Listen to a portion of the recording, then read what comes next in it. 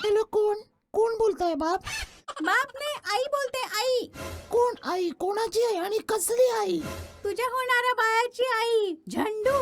विसरलास? गेल्या दिवाळीलाच कर्मकांड केलंयस तू. अच्छा अच्छा, तर गोष्ट इथपर्यंत गेली. इथे तिथे नाही, सगळं इथेच झालंय. 4 महिन्याची प्रेग्नेंट आहे मी. काय? ही गोष्ट कोणा दुसऱ्याची नाहीये ना? अबे लोखडू, नवीन बीज घालून मला काय शेंड्या लावतोय का? काय काय अर्थ? मला म्हणायचं की तू नवीन बीज पेरलीस माझ्यात लोखडू. काय लोकडू लोकडू बोलत बसलीस? तू हवस मध्ये एवढी आंधळी झाली की संस्कार विसरलीस. हा, तू तर खूप संस्कारी आहेस ना. तुझ्या संस्कारांना उद्या 5वा महिना उगवेल बघ.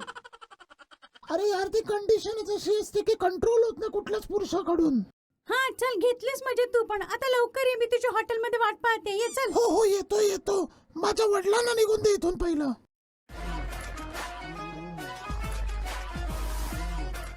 इथे इथे मुंडू, मान खाली कर.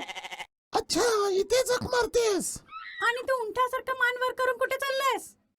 अरे हा तर माझाच मुलगा आहे. काय बोलतायत ते ऐकतो, काय प्लॅन चाललाय ते बघतो.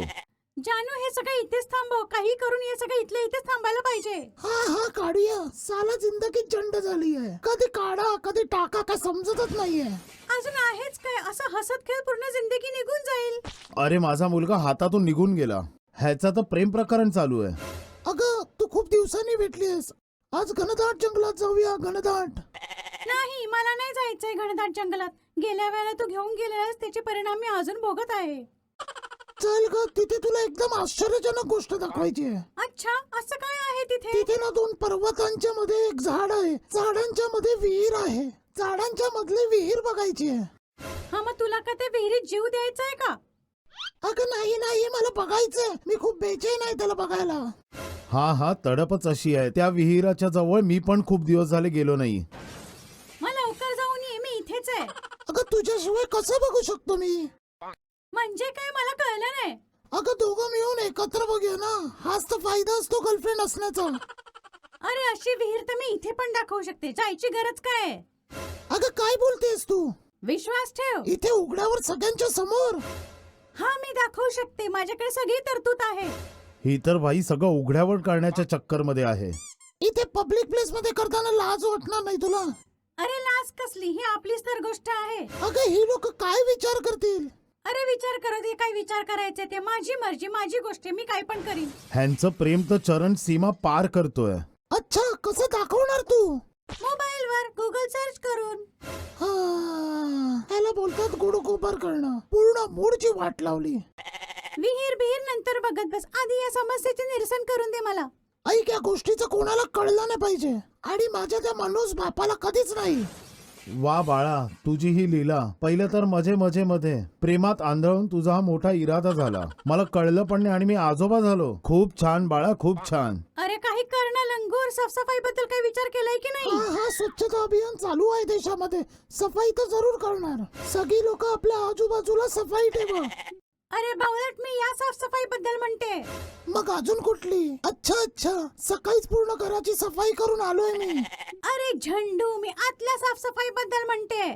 अरे त्याच्या आईला, ही मुलगी तर मजबूत उस्ताद आहे. आपल्या टाइमाची सुपरस्टार असणारी. अच्छा, आतली सफाई. त्यासाठी शेविंग मशीन आणली आहे मी. मी तुझ्या कर्मकांडाबद्दल म्हणते. ह्याचं काहीतरी निरसन कर. हा करूया ना जानू, करूया. थोडं धीर ठेव, तू तर गोंधळच घालतेस आता. पण कधी? 4 महिने अजून थांब. 9 पूर्ण झालं की सगळं समाधान होईल ऑटोमॅटिक. अरे मग बेल्या, माझ्याशी लग्न कर ना. लग्न ही कुठली गोष्ट आहे? मी तुझ्यावर केस करीन. मी तुला आतमध्ये टाकीन. तोंड काळ करून तुला आतमध्ये टाकीन. आतमध्ये, कळलं ना? भावनांशी खेळतोस तू. अगं नाही नाही, मी तर तयार आहे लग्नासाठी. आई तर तयार होईल. राहिले वडील. जर ते तयार झाले तर ठीक, नाही तर त्यांच्या पलंगाखाली बॉम्ब लावून टाकीन, बॉम्ब. काय साले, आजकालची मुलं जामच बदमाश झाली आहेत. अगं अगं अगं, ऐकतेस? कुठे गेलीस? धावत आलो आहे. माझी सास फुलली आहे. ओय, माझ्या आईबद्दल काही बोलायचं नाही, तर परिणाम चांगले नाही होणार, कळलं ना?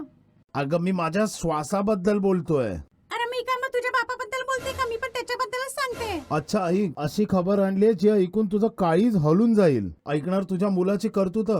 हा सांग, काय केलं माझ्या मुलाने? कोणाच्या मुलीला पळवून आणले की काय? पळवूनच नाही आणलंय, त्याने तिला आई पण बनवलंय. तिच्या बरोबर लग्न करणार आहे आता.